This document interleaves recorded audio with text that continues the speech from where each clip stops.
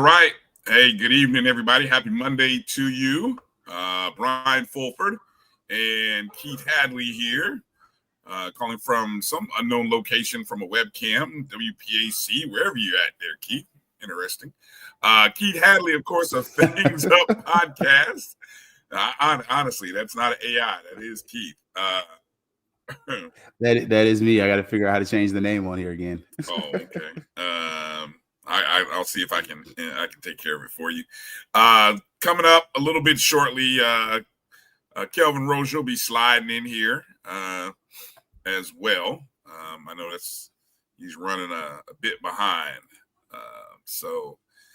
But yeah, it's a Monday night review of game number 5, Florida A&M's 45-7 defeat to North Carolina Central, a non-conference game coming off of an unexpected bye week.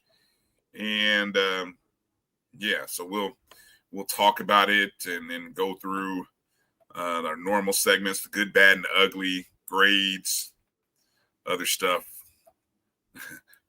like that. Let me see. So, Keith, I don't even know where to begin. There's so many different places we can begin. First off, I get the last name spelled correctly. Yes, you did. Okay, good deal.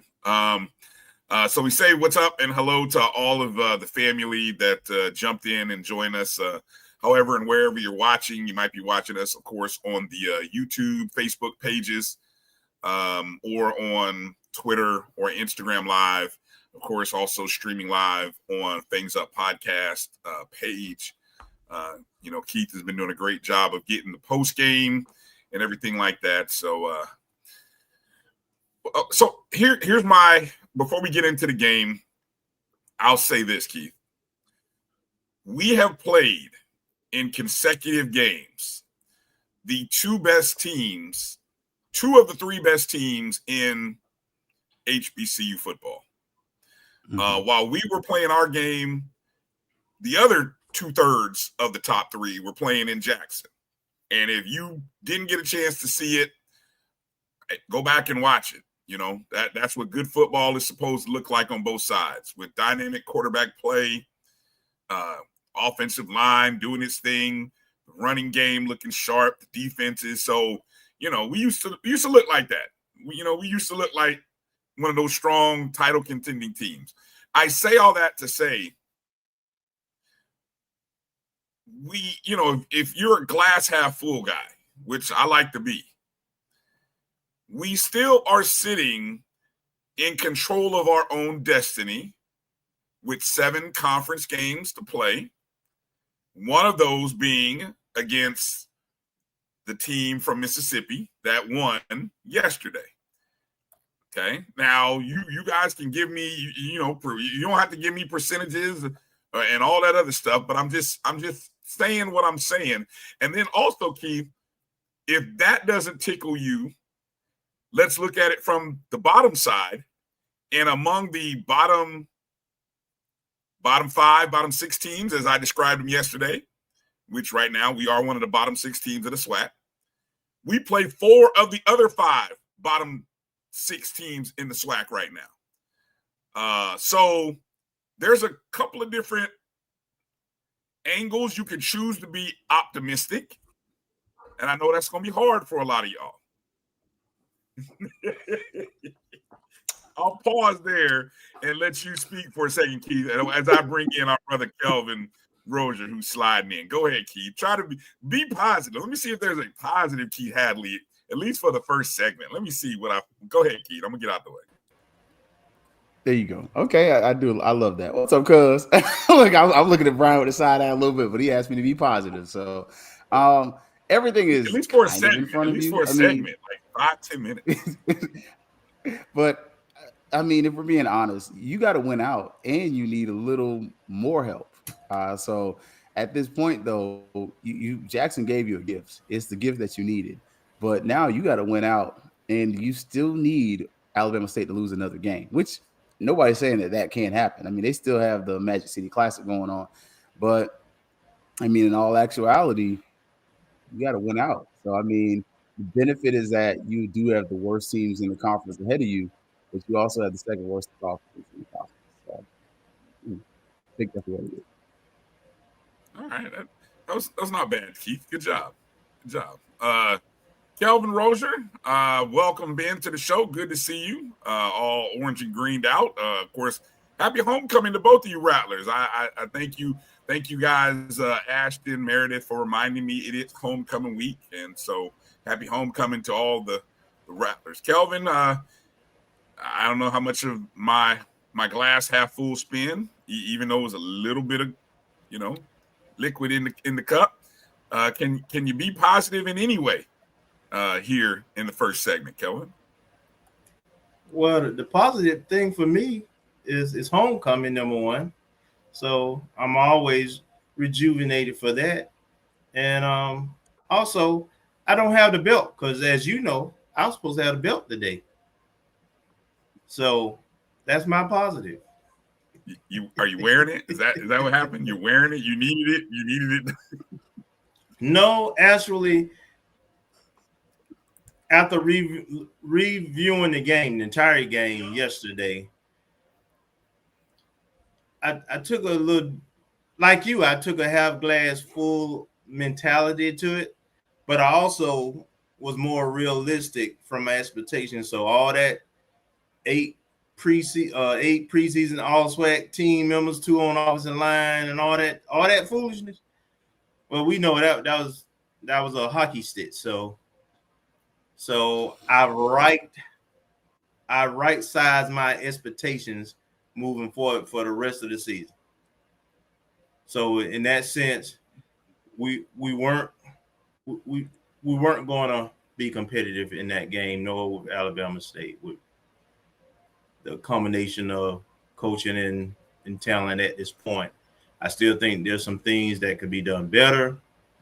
And when we get to talking about the game, for me, it's all about what lessons do you learn. I guarantee you that our coaching staff learned the wrong lesson. And I'm going to say what I think the lesson should have been or should be. Interesting. Okay. Some good comments. Appreciate you guys dropping them in the comments. I'm just kind of catching up here. I'm going to let it go here in a second. I'm going to turn it on the auto scroll. So be kind. That's all I'm going to say. Well, let's start with the biggest news from the pregame.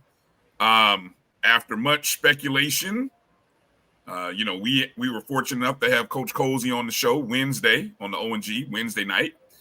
At that point, hadn't been a starter named, but the reports were circling that there could be a change. A change was afoot, as it was released officially Saturday. About an hour before game time, Jet Petty finally got his start, making his first start of the season and his third appearance of the season. Gentlemen, it's what you had called for. Both of you, I believe, had called for the change. So after seeing the change, where do we, before I even, I don't can get too deep into the woods with the game, but let's start there from the quarterback play and what you saw. How pleased, how much towards expectation, how underwhelming would you say the quarterback play was by Jet in his starting debut, Kelvin? And then go to you, Keith. Well, if this is lesson number one, I think that should be learned. I actually wasn't disappointed. I would have liked to see more points, but given the caliber of opponent and how dominant their line was, then along with 4 key drops, along with 2 patterns where the receiver just stopped. See, the difference between the 2 quarterbacks, if anybody pays attention, is that Jet throws the damn ball where it's supposed to be, right? So, interception 1. And the only one in the first half. Remember, we were down 28-0 at halftime. But the first interception he threw, a lot of quarterbacks make that throw in their first start. The safety was sitting there. There was no other receiver running a crossing pattern to make him play honest. Jet looked at him. Jet threw it to him, and the safety jumped the route. And he never saw it. And so that was the pick set. That's on him. Not that for me, that's not a big deal. That happens. Chalk it up to a lesson learned. The other interceptions, which were in the second half, when the game was out of hand anyway, had nothing. For me, it wasn't his fault. The first one got tipped because nobody blocked the daggone nose guard. Nobody. And he tipped the ball. The third interception he threw, number 13, and he did it more than one time. It was supposed to be a slant. The Negro watched the ball. He stopped the route and watched the ball. The ball went right past him. Right past him. He didn't put his hand out. He didn't try to make a play. He ain't lying. He ain't lying. I'm like, what the hell? We all sitting up there where it wasn't many people at the game now. So the couple of us who were sitting up there were like, did he just stop on a route? Did he just quit? Yes, he did. And that was just one of the times where the ball actually came through it and it got intercepted. But those two interceptions wasn't on Jet. I want a quarterback who's going to throw the damn ball where it's supposed to go. And I expect my receivers to catch the ball. And I expect my offensive line to be able to block longer than 1 second. I mean, the pressure he got, he must have got sacked 3 or 4 times easy. And then on top of that, we talked about the 4 drops, and 3 of those drops would have been touchdowns. They were great play calls. We get on the coach for play calling sometimes, right? OC. But 3 of those calls would have been touchdowns if the receivers catch the doggone ball. So that's why I say it's about what lessons you learn. I guarantee you, our staff, who led by a defensive-minded coach, the lesson he gonna learn is, well, at least we didn't turn the ball over. We still got blown out, but we didn't turn the ball over. He see that as better. I guarantee you, whoever pushing the other quarterback, I guarantee they see it as better that you don't turn the ball over and you lose by 40 at home. That ain't me, brother. No, I saw some elements that what you expect out of quarterback play.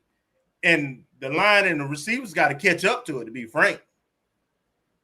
Now, because of that, my prediction is because of the conservative nature of our staff, that the all-current game going to be close. And probably low scoring. And that's a scary thing with SWAC refs. But in terms of quarterback play, would I have liked for him to be a little bit more successful in drive? Think about the first drive. When the defense got the interception, we had a great run. He had a great pass and catch. We got down to the 35-yard line. He threw a dime to the end zone. It hit the receiver in the hand. Now, I personally think the receiver got interfered with, too, because the guy was holding on to him. But it still hit the receiver in the hand, in the end zone. Dropped it right in there with perfect coverage. And we didn't make the catch. And then on third down, he got sacked because nobody blocked the guy coming in. I mean, they were only sending 4. It wasn't like they was blitzing most of the time. Number 10 tapped the tackle, 77. I don't know, and 71 sometimes too. Number 10 was killing them. They controlled the line of scrimmage on both sides, to be honest, but particularly on defense. The pressure that quarterback got. But you know what? He got up. He took those licks. He made the throws. He was decisive. Man, that's what quarterback's supposed to do, in my opinion, but that's me. Before I come to you, Keith, you know, for people who, because there is a segment of people who will look at statistics, and there's going to be a segment of people that are going to say, well, you got what y'all wanted, and it wasn't any better. There are people who will say he was 11 of 26, 154, 3 interceptions, sacked 3 times, and that's why it's good to hear that perspective that you bring to it, to really let people know that it's not always about the statistics. And that goes both ways, because one of the big selling points coming into the game, one of our, those of you who read the Fast Five on Friday, we were one of the least turnover committing teams in the nation, like number 1, because we only committed 1 in 4 games. I mean, that sounds all good, sounds great, but then you do the math and say, we're minus 14, 15 points per game, and we're 1-4, or what were 1-4 going into that game, 1-3, something like that. So I mean, stats don't lie, but they can be deceiving if you allow them to be. Especially when you add on the garbage touchdowns in the last minute against. I mean, it is what it is. Quality points per game. Keith, what's your evaluation of what you saw from the quarterback play from QB1? I mean, I thought it was trash. But I'm with Kelvin. I think what has RJ shown you to show that he's going to push the ball down the field? He's going to protect the ball, and I think that speaks to, and that's why I said I probably think he does start. But I did like what I saw out of Jet if he had some additional time. And I asked the question in the coaches' call today: are we considering using tight ends? Are we going to use the H-backs? Are we going to get a 6th blocker, maybe even a 7-man front? Like at a certain place, you got to coach has got the receivers open. You may have to do some rub routes, some pick routes, some kind of different routes, because you can't run that screen play where the running backs or the receivers are running backwards all the time. That's not always going to be the answer. So overall, from what I saw, considering you're going against, as we mentioned, this is probably the 2nd best team we were scheduled. More than likely, two of the 3 teams you play this year are going to go to the Celebration Bowl. And let's be honest, and I got to give this credit to Bryan Fulford, but if not for the Turkey Day Classic, 3 of your best teams that you play this year will be playing postseason football. Look, I cite sources, Bryan. So, overall, who do I want to see going into this homecoming? I want to see Jet, especially with our fan base. Our fan base used to points. You got people who ain't coming back here, up here, and that you go up there with RJ and the check downs and everything else, and they're gonna get frustrated, and they're gonna be like, why are the 3 and outs? Whereas, like Kelvin said, with the interceptions, what did that do? It opened up the run lanes. Like, one of the things you're gonna talk about, Thad Franklin's yards per carry, 4.7 yards per carry, but the backup had 3.7 yards per carry as well, and that was before garbage time. So all of a sudden, the run lanes opened up because you had a quarterback that was pushing the ball down the field. So would I prefer to see Jet? Absolutely. Who do I think I'm going to see? RJ. And am I fine with either? I mean, it is what it is. But either way, I need us to win. It's not going to matter. Here's the reality. There are 2 quarterbacks with different skill sets, but in terms of team success and scoring, unless our offensive line play is better and more consistent, as well as our wide receivers with their route running, they weren't getting separation. When I like to say, when they were open, they had 4 drops. Unless that get better, it don't matter. To be honest, who's back there? That's the truth of the matter. Unless our execution gets a lot better and more consistent, we're dead in the water anyway. So I want to ask you this question heading into the break. And you're trying to make sure you keep this together, Bryan. Yeah. I said you're trying to keep this together. I mean, you were in the call this morning. Colsey said last year he admitted it. And the boys was like, yeah, Once it was done, they were done. Well, and that's that's the thing that this team still has to realize, that they still have 7 conference games. 4 of those conference games are against the 4 of the other 5 bottom 6 teams. So you can realistically pull yourself out. And then of the other 3 games, it's Alabama A&M and Bethune-Cookman, who I don't think despite them looking offensively better than us, I don't know that they're really that much superior than us. The only one of the 7 that looks completely superior than us right now, 2 weeks away from playing them, is the team from Mississippi, right? And so that is what it is. But who knows? You get a couple wins under your belt. Who knows what your mindset? Winning is a great elixir. Can cure a lot of things. Make you all of a sudden start playing the way you should have been playing from week 1. Correct? I mean, I think we all would agree to that. Let me ask this question going into the break, and I want you to think about it. Which one of the four options is hurting our quarterback play the most? Okay. Is it the wide receivers, the offensive line, the play calling, or the quarterback himself? Again, and you guys in the chat room, answer away. All the above. No, you cannot be. There is. I'm not going to allow you to get out of this No. You are not allowed to say all of the above. For the sake of discussion, I want. And if you're going to give me, then you're going to have to rank them for me. But again, the question on the table of the 4 elements, because this is a team game. Okay. So of the 4 elements, what is affecting the quarterback play the most? Is it the receivers? We've talked about the drops. Is it the offensive line not being able to protect him, whoever him is? Is it the play calling? Or is it the quarterback himself? So I put that out there. I want to hear from you guys. And if you say E, all of the above, then you better rank all of the above then, since if that's what y'all want to do. All right. So let's take our first break of the night. You're watching the O&G StrikeZone with FangsUp Podcast on the FAMU Football Monday Night Review from our game on Saturday against North Carolina Central. We'll be back in just a moment.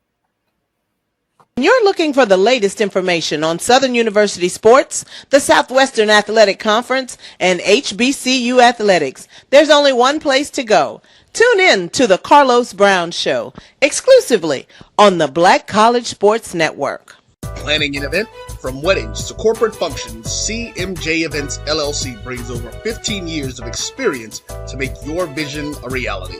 Based in Metro Atlanta and serving statewide, even internationally, we provide versatile event planning and authentic catering cuisines tailored to your needs. Whether it's pre-game meals for student athletes, fundraisers, weddings, corporate functions, CMJ Events LLC is your one-stop solution for exceptional service and unforgettable food. Our diverse culinary heritage means we cater to all cultural taste, dietary needs, and food restrictions, making every meal uniquely yours. Let's make your next event unforgettable. Visit us on all social media at CMJ Events LLC or email us at cmjeventsllc@gmail.com. Also give us a call at 404-664-3882 so that we can start planning now. College football fans, a champion will rise in Atlanta on December 13th. MEAC champion, SWAC champion, the 10th Cricket Celebration Bowl, crowning an HBCU national champion. For event and ticket information, visit thecelebrationbowl.com. Since 2002, Empowerment Resources, Inc., a nonprofit organization, has empowered more than 1,500 youth and adults in Duval and surrounding counties. Through its programs, Journey into Womanhood, Girls Mentoring, Life Skills for Teens, and parenting education coaching. To get involved with programs, volunteer, or donate, visit www.empowermentresourcesinc.org. Follow us on social media, facebook.com/empowerment.resources and instagram.com/empowermentJAX. For over 30 years, HBCU Image has been more than just an apparel store. We've been a movement, a statement, a legacy. We celebrate the pride, the purpose, and the culture that make historically black colleges and universities legendary. HBCU Image, a Kenny T's company. ESPN Events presents Red Lobster Band of the Year. Returning to Atlanta on December 12th, 4 bands will qualify for the big stage, where 2 national champions will be crowned. Follow us for rankings updates throughout the season, and join us on December 12th. For event and ticket information, visit bandoftheyear.com.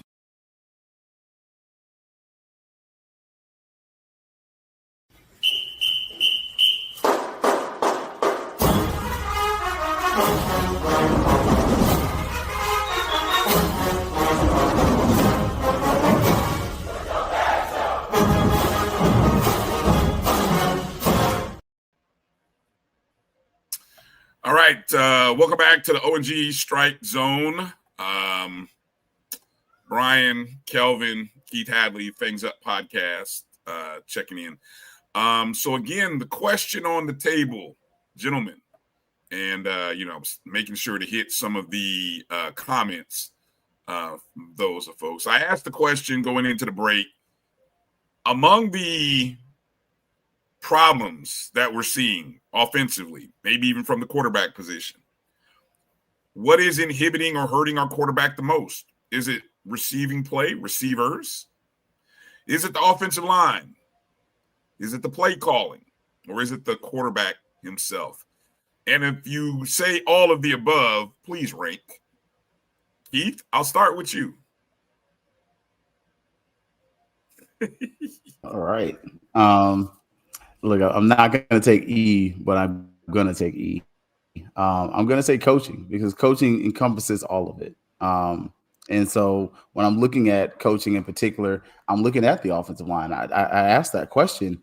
Are we chip blocking? Are we doing the blocks to, are we doing what we can do with the offensive line to give them extra time? Are we doing what we can do with our receivers to create route combinations that give them extended time, that helps them if they struggle to get separation? Are you using a combination of receivers where one is faster than the others?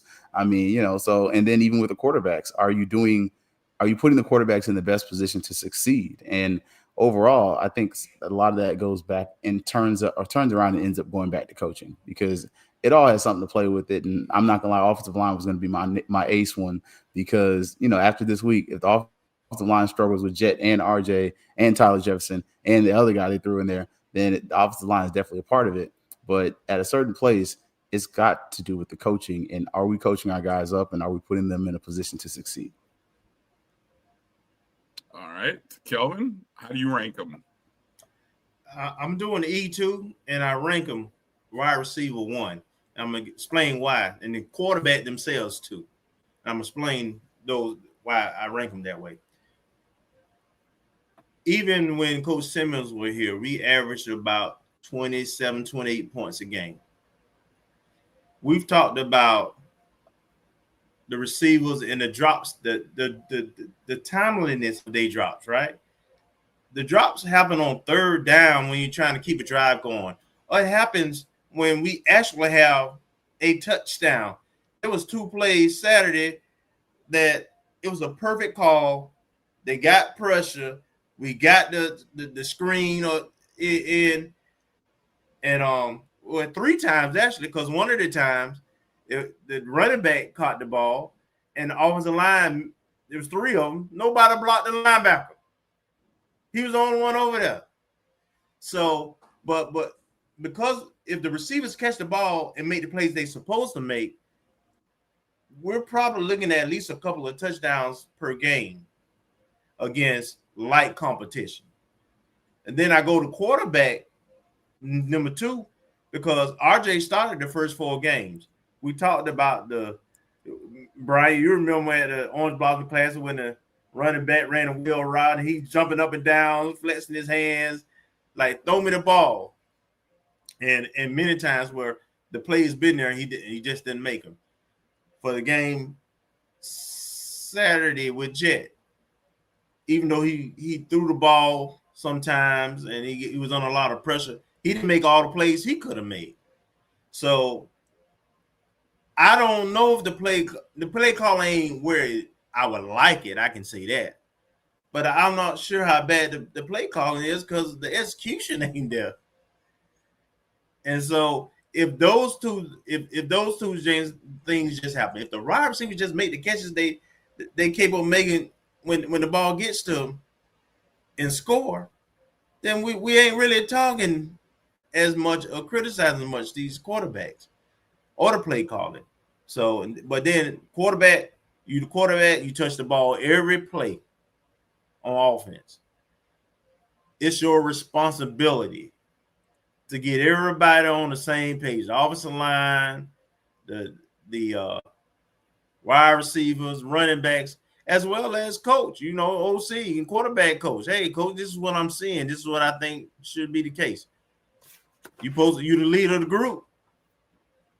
So I just need my quarterbacks to lead. So I would say those two. Taking a look at some of the comments in the chat. First off, I love, appreciate you coming in, Terrence, former player. I love this comment that he always took his job seriously, and that I don't know if it's a generation thing or is it just where these particular young men are, just not seem to be taking it serious. And hey, look, I give all credit when a former player, somebody who put on the pads, was in that locker room, put on the orange helmet, when he says it, okay, I respect that 1,000%. So appreciate you, Terrence. Okay, some of the comments here. Ed puts it on. He says the OC and then the O-line. Steve, Mr. Campbell, good to see you in there, saying it's the coaching first. Quarterback inexperience, then the wide receiver drops. Tim goes with the wide receivers first, then the O-line. Via Matt definitely says it's E, all of the above. Same for Ashford Wilson, all of the above. Kiwan, Sargent, play calling, the quarterback, O-line, and then the wide receiver drops in that order. Jimmy Mack starts with the wide receivers and the O-line, right? And then goes to play calling, quarterback last. Definitely appreciate you coming back on that, via Matt, and kind of following up on that, talking with the wide receiver drops. Yeah. So, and I asked that question just from the standpoint of trying to make sense. I was trying to do some statistical digging here and just see the last time that FAMU lost 2 consecutive home games. It definitely was prior to 2018. The one thing when I go, say again, the Woods era. Yeah, but some of that era is blacked out on the website, I think, because of the violations. He who shall not be spoken of. Right, but you said it, so you need to light a candle, Steve. It's a secondary website, so it's like it goes up to like 2018, and then everything else is like on a different website. But yeah, it's hard you can find it. Yeah, this isn't something that we're used to. 40, giving up 40 plus, what was it? 40, I don't even remember, 49 in 145 in both games almost. Yeah, it is what it is. The most troubling stats, and I guess this is a good segment, a good opportunity to kind of get into this. The good, bad, and the flat out ugly from Saturday. All right. Kelvin, you wanna start it off? Was there anything good? Was there anything good that you saw from Saturday? Yeah, I'll give credit. Well, it ain't much credit because it didn't make a difference, but I will say at least there were changes. I saw some different guys on the offensive line getting reps. Of course, we had to change at quarterback. So we didn't go and just do the same thing and expect a different result. So that'll be a good that we did make some changes. All right. How about you, Keith? Any good?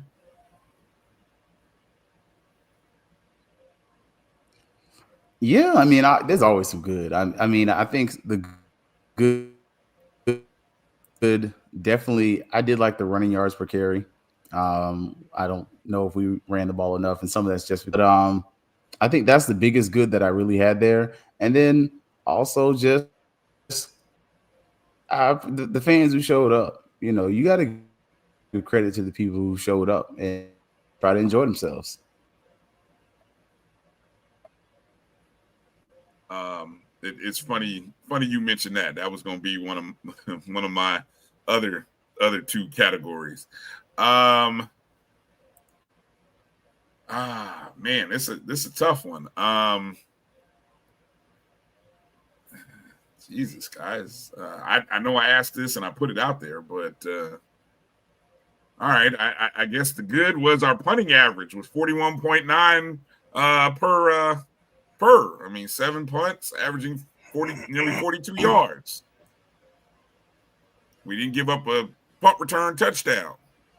Special teams seemed to do a pretty decent job. So I guess that would be the one little bit of good that I found from the numbers. The bad, going right back, I guess I'll start with the bad since it's on me. For me, the bad was 486 to 197. 486. Let me say it again. 486 to 197. Nearly gave up 500 and had less than 200 offensively. That's bad. And it's indicative of that's nearly a 300-yard difference. And you lose by, do the math here. What is it? 5 touchdowns?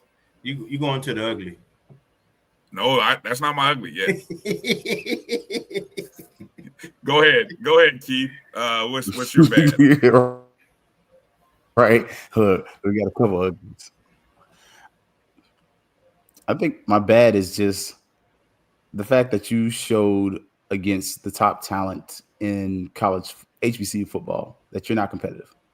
I think that was bad. I mean, against the top talent in historically black college football, FAMU's not competitive.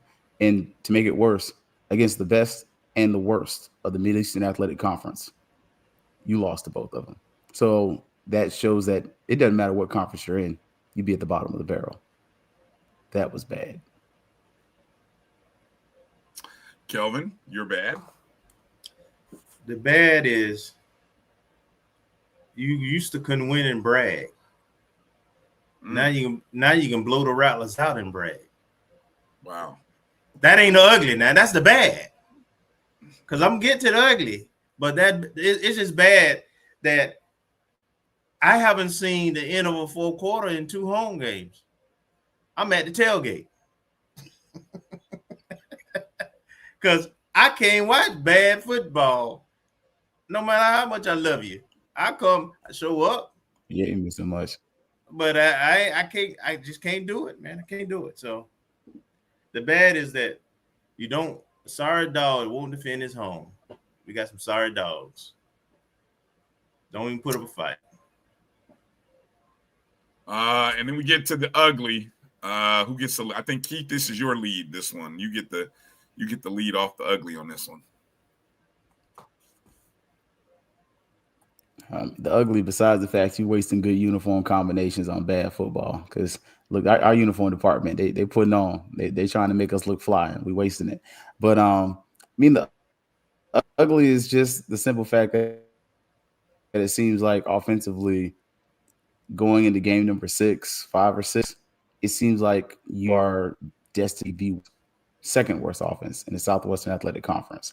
And we all know what that means. And in the midst in a time where things are so uncertain, you were hoping that football was going to be something that was stable, and it's not. You're at a place where now people are asking questions about who's going to be where and what's going to do and who's going to be here and everything else. So I think for me, the ugly is the uncertainty that surrounds the program, because you got folks asking real questions that, you really need legal experts to ask. Is it me or you, Kelvin, who gets the ugly? It don't matter. It's ugly anyway. My ugly has to do with 10,012, which I think was probably a high number, because by kickoff, I'd seen more people in Bragg Memorial Stadium for a high school football game than what I saw on Saturday. And what was even uglier about the 10,012, which is the reported attendance. Now, I had my issues with the last reporting that said there was only 13,000 in. And that time, I'm told that they didn't count the students. Well, you ain't have to worry about the students on this one, because the students didn't show. Our producer is a student. And I looked at him, I said, Chris, where are the students? He was like, man, the students ain't coming. They said the students are saying it's a beautiful day in Tallahassee. Yeah. Nice wind. Yeah, beautiful. Homecoming is next week. Where were the students? They didn't come out. The marching 100 was in full effect, but the student section to the, I guess it'd be the south of them, empty. Not a soul in the bleach. There was a few, but that to me was the ugly, and it's indicative of what does it say? We said this before. When people start becoming apathetic, when the students, your classmates, become, because I've been there. I was around for a couple of losing years where we didn't go over to Bragg, and I used to live right across the street, and we were so bad, we were like, nah, I'm not going across the street. I can hear it from outside the window. I'll listen on the radio. But when the students don't come down the hill to come to Bragg, that's bad. That's ugly. And so 10,012, to me, that was the ugly. Go ahead, Kelvin.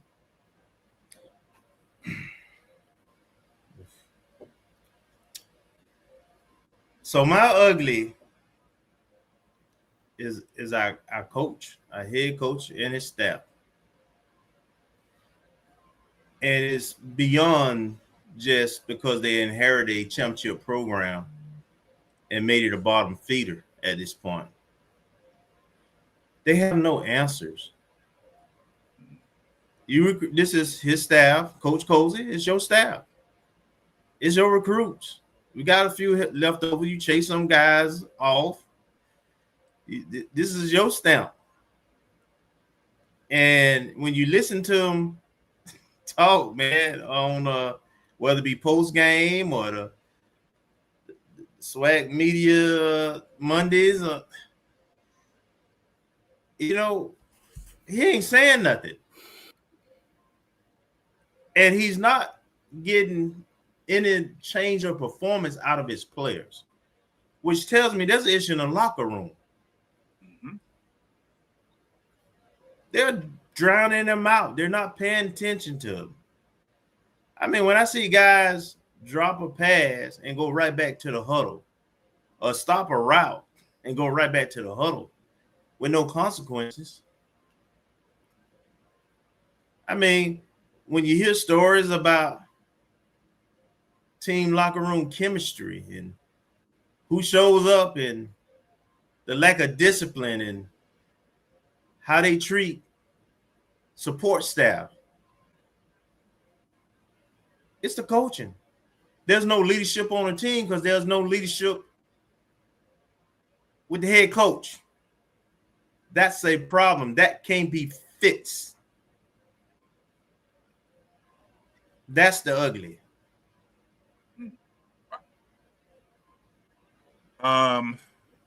Well, I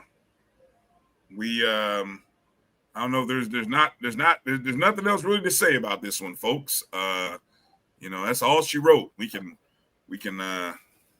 what they say, we can take that game. You still have more? You got more to say about this game, Keith? Oh, go ahead. Let me get out the way. What else you want to say about this game, Keith? Because I didn't know there was any more left to say. Go ahead. I think what you pointed to is the apathy isn't just with the students, though. It's with the alumni. I mean, homecoming is sold out, right? But we all know after halftime, it's over. And I said it on my show. I say it on this show. And anybody who knows, y'all know I'm a Tallahassee fan. So I don't care. Anything, I'm 850 till I go, right? The city of Tallahassee really runs on three things: the state government, those universities, and football. And both schools are playing with the bread. And both coaches, you play with the bread, you about to play with your job security. One thing you can't have in Tallahassee is losing football, because you start hurting everybody. Because those same students that don't show up for the football games, they didn't just not show up to the football games. They didn't just go get their hair done. It's homecoming week. It's normal for the game before homecoming for the attendance to drop a little bit, a good little bit. Those students, they work extra shifts. They work extra hours. What's going to happen is those kids going to start picking up shifts, picking up hours. They're going to start working, and they got other stuff to do where they can make some money besides sit there and watch some football. And the regular people that live in the city, same thing. And the people like you and I, Bryan, who don't live in Tallahassee, aren't going to make that 3-hour, 4-hour, and 5-hour drive to watch losing football, especially when I can watch them on HBCU Go or the 4-letter network. Or better yet, I can listen to the Velvety Pipes of Bryan Fulford on the radio. So, the final outcome if they think people are going to sit up there and watch losing football, because everybody's not going to make that trip. They're not going to spend the money. And in the long run, we saw what happened with James Franklin. We saw what happened with Jimbo Fisher. We've seen what happened with Jimbo Fisher at Florida State and Texas A&M. We saw what happened at Willie Taggart at Florida State. We have seen, if you're not, people are willing to move and make an adjustment. And I'm not calling for anything. I'm just saying, we all know. In 1,000 season ticket holders, that's a real question, especially if they're saying it's because of the football team's record. All right, let's take our last break and come back. We have to keep it real. We always give grades, no matter how brutal they are. So get your red pens out, and then we'll get into maybe addressing some other off the field related things that are popping around the program, and we'll kind of close the show up there. So appreciate you guys.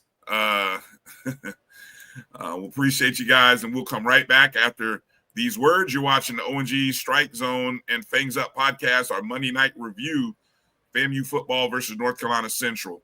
We'll be back in just a moment.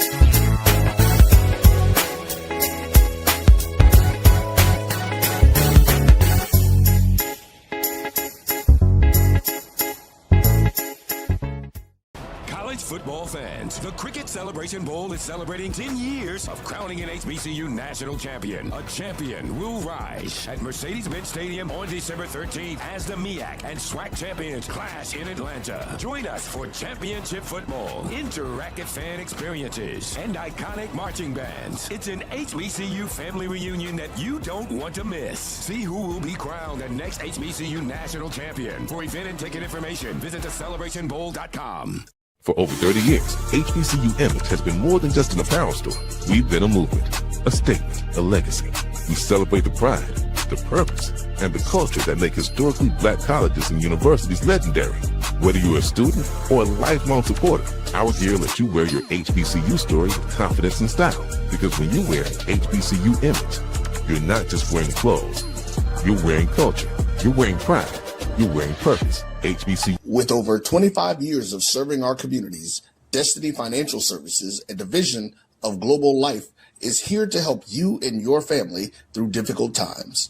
From cancer care to accidental industries to cardiac care, we all know that there are times that you can't control what happens in your life, but you can be prepared to weather the storm when it comes.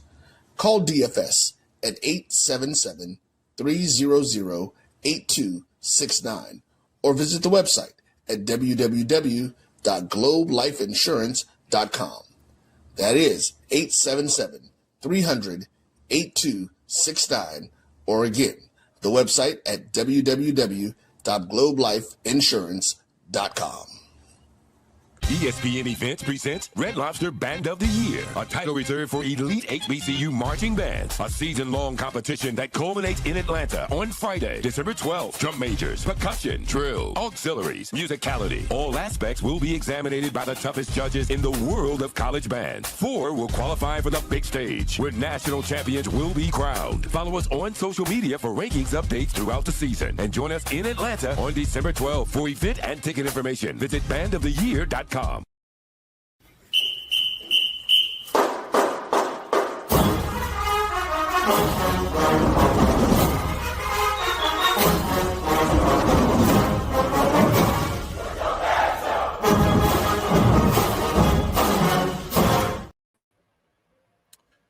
All right, welcome back to the O&G StrikeZone FangsUp Podcast Monday Night Review right here on the Black College Sports Network and FangsUp Podcast. Let's go through the grades. Grade time, you know, something we always do about this time. So let's start with the defense first. Kelvin will go from left to right on the screen. Kelvin, me, and then Keith. Kelvin, what do you want to give the how you want to grade the defense? F. I want to phonetically say it. There's nothing to say. Okay. After that, F. We were down 28-0, even though one was a pick set. We were down 28-0 at half time. Yeah.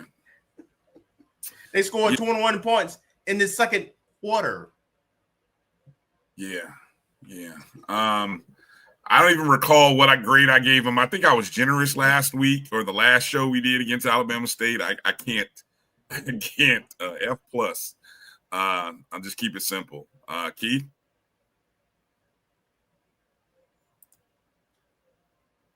You're on mute, Keith. Keith might be having I got it. Look, I had to mute myself to keep him cussing, and the computer's lagging at the right time. But it was an F. I mean, you give up that many points at home. You know, as Kelvin pointed out, Bragg used to have a mystique about it. Bragg meant something to play in Bragg for a long time, and now Bragg's just another stadium. That's an F. Just another stadium. Wow. That hurt. Special teams. I mean, I'll give special teams, I guess, a B. The punt team didn't get anything blocked. Averaged 42, 7 punts. I mean, you did what you were supposed to do. You know, kickoffs were good. Didn't they block a kick too? Kickoffs were not good. Am I mistaken? I thought the kickoffs were good. Don't forget, 2 ends though. One end was with the wind. I thought Coach said one end was with the wind at our back, and there was a gust. And the other wind, the other direction when you were going towards the north end zone, you had a strong gust of wind. All right, it's my grading system. Anyway, I give a B. What are you giving, Keith?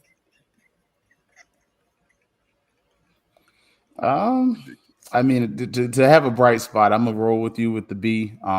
They didn't do everything they were supposed to, but they didn't do anything they weren't supposed to. So, I mean, there were no block kicks. We actually saw some changes on the punt formations. So, I can give it a B. But it today is the last day of grades to do. So we grade on a little bit of a curve today. Okay. Kelvin, special teams. A C. And the reason it's not a B for me, I agree with you. The punt team was fine. But to your point about the kickoffs, I mean, the kickoffs were to the 10 to 15-yard line. I don't know what happened to the young man who was kicking in the end zone against Howard. I don't know what happened. I also don't know what happened to them two defensive ends that we had against Howard. I know Kinsler, I did see him get in here and there, but he played a lot. I thought he started against Howard. I don't know if he's coming off. They working him back in. I don't know what the case is.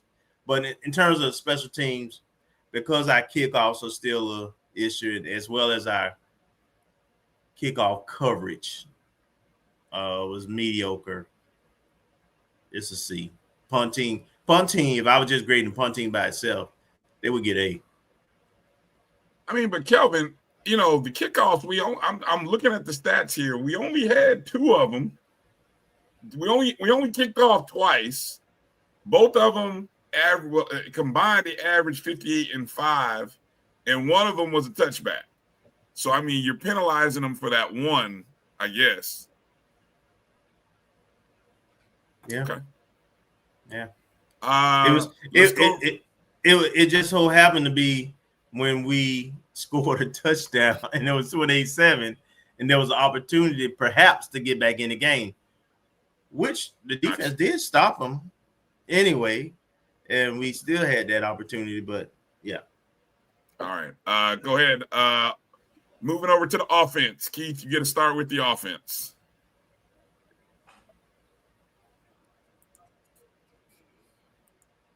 All right. I'm gonna give him an F. I mean, I was gonna flirt with a D, just because I saw some changes. But much to Kelvin's point, the route running wasn't the best. The offensive line looked like trash. Jet didn't look really good. Not always his fault. But then, honestly, it was crazy enough to say Tyler Jefferson might have been the best looking quarterback that day, because when he came in, the offense actually moved. And, it seemed like the one time I ain't gonna say you ran an offense that fit what the quarterback's skill set was, but I mean, he literally, whenever he saw that he couldn't throw the ball down the field, he just ran with it. So, I mean, and that's, when you're saying that right now, I got to give it an F. Go ahead, Roger. I'm going to give it a F2. But I look at it different than Keith do. The reason I give it a F is because they just didn't execute in any phase at a high enough level. We give the run average all this credit because it was Thad had 4.7 yard average. That was really on one run. 2 technically. The rest of it, he wasn't really doing a whole lot. We had under 200 yards of total offense. You talking about the other quarterback looking good. Jet had 150-something yards of that offense. Nobody looked good. So it's a F5. With less dramatics, I'll go D. Just a solid D. We had our moments where we looked like we were moving the ball, and then things kind of fell apart. Yeah. This FAMU, we don't grade on it. Looked like we was gonna move the ball. Either we put points on the board or we don't. That Negro ain't gonna make me change my standard. The standard is the standard. Well said. Right? Well said. And we care. Okay. So we showed up to the game. So you can't say it's not excellence with care. We didn't show up. We didn't show up at the game, my butt. We didn't show up on Saturday. I don't know. 10,000 people is less than expectation, in my opinion. But okay, whatever. My opinions. That's what happened when you lose the fan base. I guess so. You lose in the locker room. You lose in the fan base. That's a financial hit too. You lost streaks. You lost the home streak. I mean, it's a lot of losing going on. Yeah, a lot of losing going on. So next up, we've got Alcorn. That's a 4:00 Eastern kickoff. Homecoming Saturday, all orange, helmets, jerseys, pants, keep with the tradition. Alcorn just got their first win over a non-NCAA team. So, look, the one thing that Alcorn has is probably one of the top 2 or 3 running backs in the conference. And so, hopefully we can be up to the challenge to not let somebody run all over us for the 3rd consecutive game.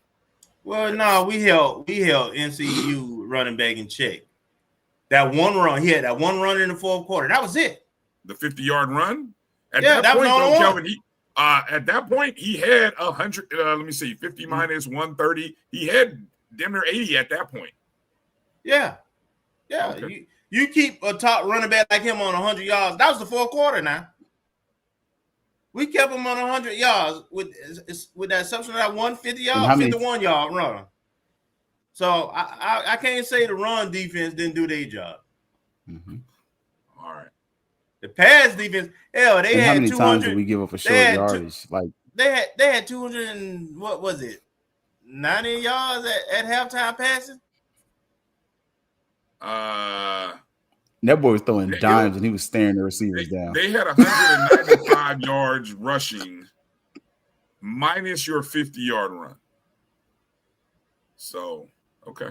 Are you talking him or are you talking just as a team? Because the quarterback had 30 himself. That's my point. They did a good job. That one run, that's all he had. That one, and he's a good back. You're gonna get one of those. I gotta be reasonable. I'll tell you the other thing you mentioned from a defensive perspective, and I didn't do the math on this, but I just know I feel like 21 completions by Walker Harris, quarterback of Central, all day. I believe he was 21 of 27, by the way. But I want to say of the 21, I feel like at least over 18, somewhere between 18 to 19 of the 21 were 10 or more yards down the field. They were picking up chunks of yardage on every pass. I didn't do it's not hard to go in and look at the play-by-play and do the math at it, but that was just an observation that I was amazed by. And again, 3rd consecutive week, we played a top-tier quarterback. So I keep saying these things to illustrate that we're in a point of the schedule where we are playing the best in HBCU football, a top Division II level quarterback who was a former D1. We played Andrew Body, who's a candidate for Player of the Year. We played Harris Walker, who's a candidate for Player of the Year. Did we have a week off before them last 2 games? Were they both in Bryan? 2 of them games, weeks off, right? Yeah. What that supposed to mean? Right. Were we? I'm just presenting facts. I'm not saying anything. I'm just presenting. Told you, I'm we the are glass too. half full guy. We are too. Okay. I'm the glass half full guy right now. That's all. It's not even half full. It's like 3/4 full or a quarter full. No, I can't lower my standard, Bryan. I can't lower my standard, Bryan. Like I'm with you. I'm not lowering the standard. Oh no, you're not. No. I'm speaking of myself. No, you're being honest, Bryan. No, but and these are again 3 of the best teams in HBCU football are going to come to Tallahassee, or 2 of the 3, and 2 of them already walked in and walked in your trap, took the doors off, whooped your behind, and then walked out the door until you say something about it. And if you don't make some changes, Jackson State's going to do the same. And so, it's gotten to the point to where you've got to do something different, and you've got to make some changes, because otherwise it's either you or somebody else. But they're going to make some moves if you don't make some moves yourself. One of the things that, I don't know what change. I don't know what change can be made. And we talked about this a lot after the game Saturday night when it was fresh. But even 48 hours later, guys, I don't know what changes there are to make other than. Hey, here you go. Here you go. Me. Okay. Spread the dadgum offense out, right? Go 3-4 receiver set. I saw that this past game. Watch. You didn't see that here this you go. past game? Not 4 receiver sets, no. And we did, but the receivers were still stacked on top of each other. Yeah, right. Spread. I'm saying spread the field. Look at here's what they can do. This is free, coach. Go look at what adjustments the Bethune-Cookman made to their offense. Yes, the trigger man changed too, which helped. And I think if we run a similar offense with Jet, we can get the same results. Because all they doing is going from sideline to sideline, four receiver set, and they letting they skillful, but they're not trying to run 20, 30, 40 yards downfield because they don't know if they can block for that long either. But, you have a bunch of what are the crossing routes? We don't run crossing routes. We don't run a full wide receiver routing tree. Everything, a lot is to the sidelines. A lot of it is screens. Our linemen suck. Even when they get out there, their timing is off a lot of times. But even when they get out there, they ain't blocking nobody in open space. People getting right past them. So we have to have quick reads. But I like to see they playing. People still afraid of our wide receivers if they catch. They playing 10 yards off. Run a simple slant. Jet must have had about 4 or 5 balls batted down. Have your tight end chip or your running back chip.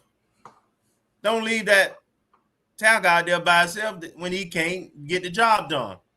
That's what coaches do. They see what's happening and they make adjustments within the game as well as within the week preparing for a game. So that's what I expect. What can you do? Stop doing what you always been doing. Do something different. I agree. And I have a lot of Kelvin's points. I feel like offensive line wise, that's something you have to do. Like you see, they're getting dominated. They've been getting dominated for the better part of every game this season, except for Albany State. And at times they didn't look special there either. So you're going to have to do something different to block them. You may have to run the levels route where you have receivers running routes at 3 different levels: short, medium, deep. Why? Because that opens up the defense. You need to put receivers in motion, so that helps the quarterback read the defense. Yeah. Like your quarterback, right, roll the pocket to the left or the right. Quinn Gray showed you that because honestly, that boy could not read half the field. Quinn Gray made it. He shortened it. He made it much simpler because, yes, that's a Division I quarterback. That's a Division I quarterback that came from a school that runs the option. So what do? You cut the field in half.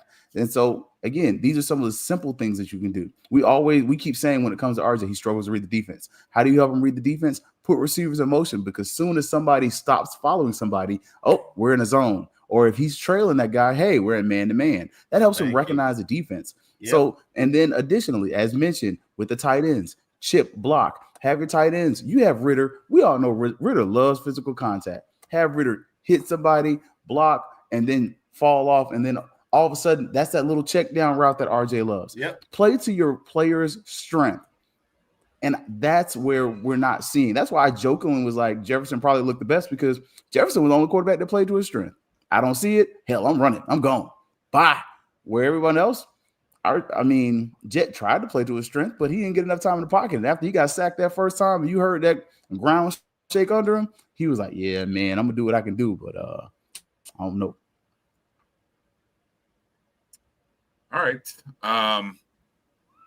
I was any of you, if you want to go back and see the replay, I was talking, or I got a reply from HBCU Go. Tomorrow, it should be available on their website and YouTube if you want to go back. I would love to see some charted statistics on some of these stats that you bring up, Kelvin. How many times were we in 3 and 4 receiver sets? We in 3 a lot, but 4 receivers very rarely. Okay. And we can stay in 3 receiver, flex your tight end. Your tight end is a good receiver and got good hands, but we got to spread them out more, man, and have more hot routes. If you're not going to chip, but it can't just be screens and flat passes. It's got to be some slants, some flags, some seam passes, curls, in curls. I mean, that's football 101, man. It's not complicated. All right. Any other final points that you want to make regarding this game, or can we kind of maybe get into just a quick brief mention of the other administrative level type things that have been going on or been rumored about? Yeah, I just want to make one point. Sure, go ahead. We're 1 and 4. The dark clouds have gathered on the horizon. However, we still got SWAC games left. We just got to get a win. And then 2 wins. So that we feel good and we get some confidence. And maybe the locker room, some of the things in the locker rooms can't be fixed, but winning heals a lot of ills. Let's put it that way. So, yes, it does. So I know the homecoming crowd is going to be there, and the family, we're going to be in good spirits, and we're going to try to cheer and bring the team on. And once if we can pull off this victory, depending how it looks, then, we'll have another conversation. So all is bad. It's real bad. But, another opportunity to the right or wrong. Man, we can. I'm hoping for Southern's juju from the last couple of years. You know how Southern lose games early and then they get in the Lord. Unfortunately, part we in the East, they in the West. But you know how they win games ugly. Some kind of way, man. 5-6 game winning streak at the close of the season or something. Yeah, right? yeah, man. Hopefully we'll get a little bit of that. Keep hope alive, brother. Keep hope alive. Yeah. All right. So as we talked about on our that last segment, or what we? Yeah, no. I'm just gonna do it. I'm just gonna get into it now so that we can close. I mean, I wasn't planning on taking another commercial break or anything. Okay, I was trying to make sure. Yeah, no. I'm just gonna mention. We have mentioned on our shows the fact that Michael Smith is serving as the interim AD right now, taking over for Travis Glasgow. Okay, there was a report by an HBCU publication, an online media publication, yesterday. Okay, and I'm reading from their Twitter feed, which basically their report, and they had the nerve to do a report. But anyway, a stand-up report. Angela Suggs steps down as Florida A&M athletic director following controversy surrounding her grand larceny charge as CEO of the Florida Sports Fund. They say, then they continue, Michael Smith has been named interim director of athletics, quote, effective immediately. Bullet point, Travis Glasgow resigned as interim AD to become the deputy athletic director at Alabama A&M. Now, they cite WTXL TV Tallahassee. And I also think that they were reading or basing a lot of that report off a Tallahassee Democrat article. But if you read the article completely and thoroughly. It at no point in the article stated that AD Angela Suggs had resigned. So, courtesy of Fat Mouth Sports, shout out Troy White, right? For post, I just had it pulled up here. Let me see. As of today, Fat Mouth Sports Network, rumors of FAMU AD Angela Suggs' resignation appear to be false. Two sources inside FAMU tell us they are unaware of any resignation. Suggs remains on paid administrative leave. We'll keep you posted as this story develops. They did come on, Troy, and he did end up coming back with another story or another post to sort of reconfirm that report was false, erroneous, incorrect. So yeah, you're on mute, Kelvin. Irresponsible. Stop it, Bryan. Let's just call it a spade. If anybody gonna break that, if anybody gonna break that news, it's gonna be the O&G. All right. However, this is the second time this particular person has got it horribly wrong, and it just is an irresponsible person to be calling themselves a media, and this person gets legitimate media credentials to certain events, but this person is a hack. He's just garbage. And so when he messed up the last time during baseball season, obviously there's some person there or somebody feeding him. Oh, somebody's probably feeding him. But either way, he's a clown and he looks like a clown. And I hope he don't get any more credentials. I know he won't be getting no credentials at FAMU. But while we're speaking about this, I go on wax, go on record. It's important that IED comes back. We got a lot going on, both with terms of vacant administrative positions, as well as some non-vacant administrative positions, and we've got a new leadership team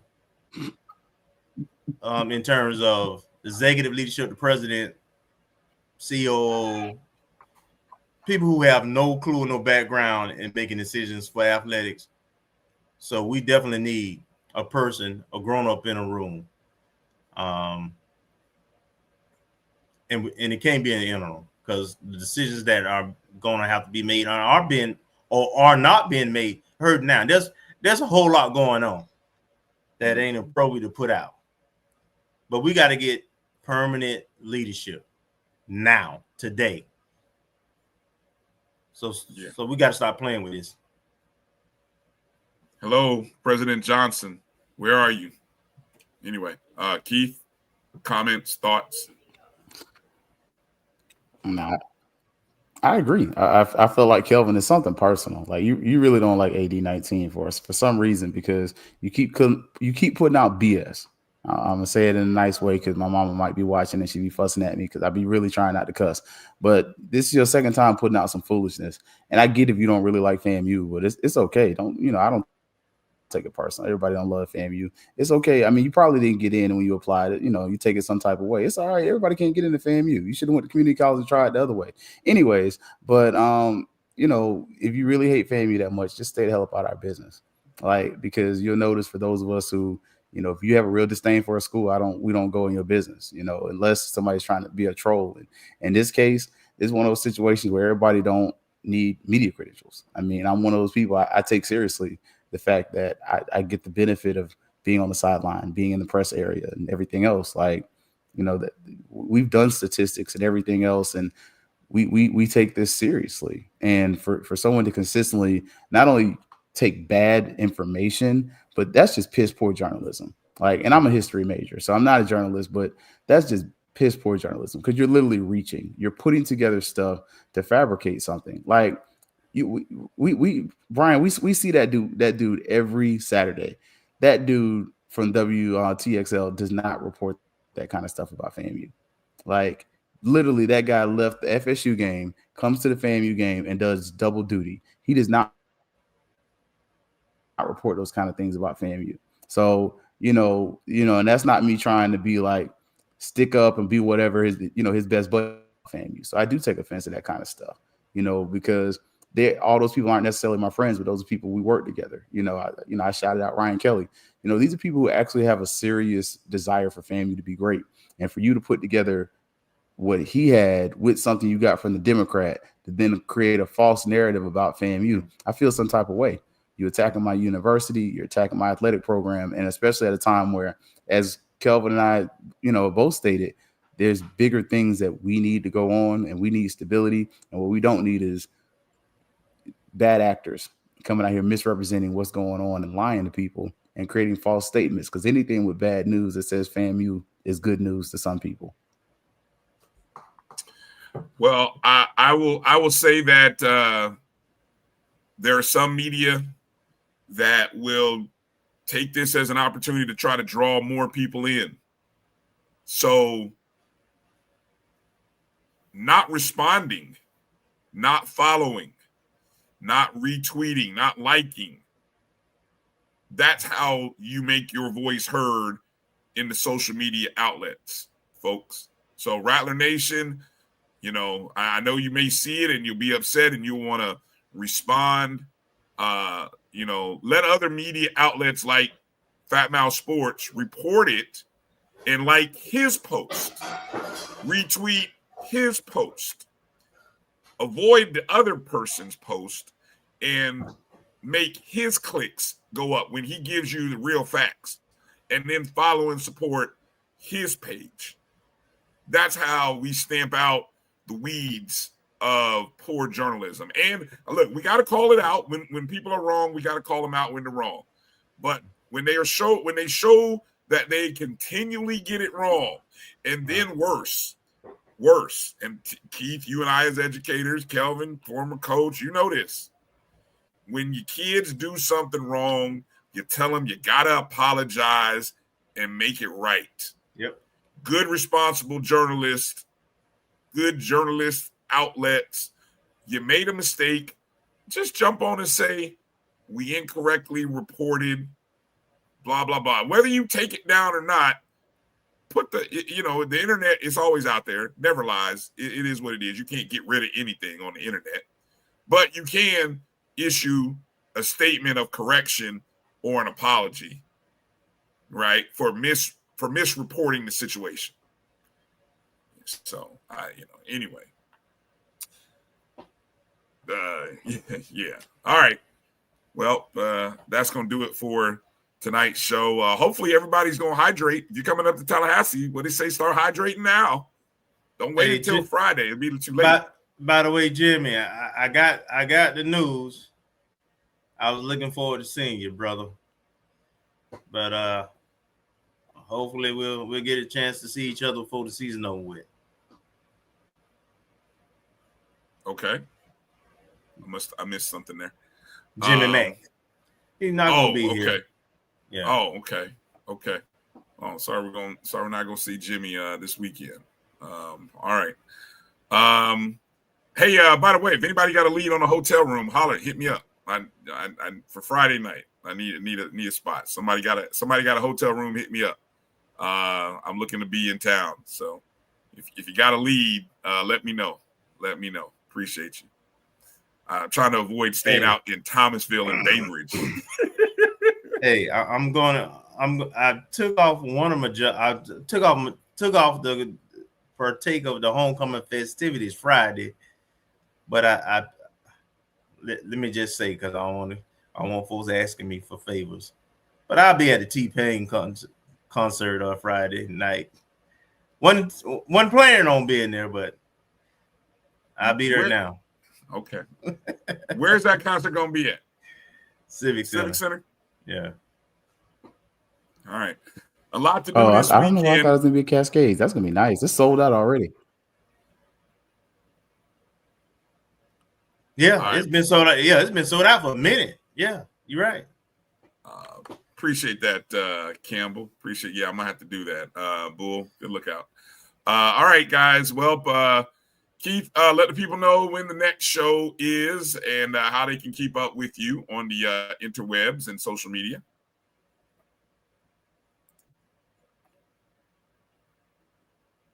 You're on mute. You're on mute, Keith.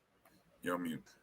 I'm muted. There we go. I'm back now. So Thursday, HBCU Digital Network will be talking about this upcoming game. You know, trying to see if we can find a bright spot. I'm also going to talk about some recruiting. You know, when all that is going on, we did get some recruiting offers that have gone out there. So going to try to talk about those kids we've offered and, you know, get ready for the weekend, as OJs would say. So, you know, and then y'all know post game. We'll try to have the post game up there. Literally, normally about 30 minutes. As fast as the phone can load it, that's how fast it gets posted onto the socials. I don't edit it. It's just raw, straight, no chaser. And then Sunday, you know, hopefully traffic is not as crazy as it was yesterday, Bryan. But Sunday we'll be doing the show again. Bryan won't know because Bryan will be asleep. Well, I was. You're right. You're right. I was. You doggone right. I was. Yeah. But anyway, I don't know. We'll see how fast I get back into Orlando. There's talk of hanging around Tallahassee on Sunday, and I'm like, you know, I didn't take off Monday. I took off Friday. I didn't take off Monday. Maybe I should have taken off Monday too. But anyway. I look forward to getting up. We got a Wednesday show. Kelvin and I, Marcus Green should be joining us on Wednesday. We will talk about the upcoming game, Alcorn. I know we've got who we got? We got Swack and a Fool. G coming on. Yeah, that'll be good. Yeah, we got G coming up, Swack and a Fool podcast. Right. And then we have Coach G and one of the rallying arms folks to talk about the track fundraiser that we have going on also. Okay, good stuff. So that's look ahead to Wednesday's show with me, Kelvin, and Marcus should be joining us. You guys make sure you hit the thumbs up and the like button, however and wherever you're watching the show. We appreciate your time. Share the show with the family just in case they miss any of this recap and this review. Much appreciated. As always, you can always send your thoughts and comments to us via email, ONGStrikeZone@gmail.com, or, you know, you can always hit us up on the social medias. Make sure you're following us on all those channels. You know, if you want to drop off, just like my guy, Johnny, appreciate you, Johnny Thornton, for dropping in, I almost said something else, $2 in the bucket. Was Johnny at the game? I don't think he was at the game. No, I don't think he made it down to the game. Oh, he already knew. So yeah, he was probably saving up the coins if I were him. But appreciate you, Johnny, for and you guys can do the same. You can always hit the Cash App as well. My JBM, my BCSN, any number of ways that you want to support and help us out. So we will see everybody on Wednesday night for the O&G StrikeZone and on Thursday for FangsUp Podcast. And then we'll see the family in Tallahassee for homecoming. Safe travels if you're on the road to Tally or flying in or driving in, however and wherever you are. And we look forward to hopefully doing a show after a win next Monday. That's the goal. That's the hope. That's the prayer. All right. Dang. We got to hope to win homecoming. Oh, have mercy. Against a 1-5 team. In Bryan, we got to hope. For Keith Hadley and Kelvin Rozier. I'm Bryan Fulford. Thank you for watching the Monday Night Review. Peace out, Rattlers. All right, y'all.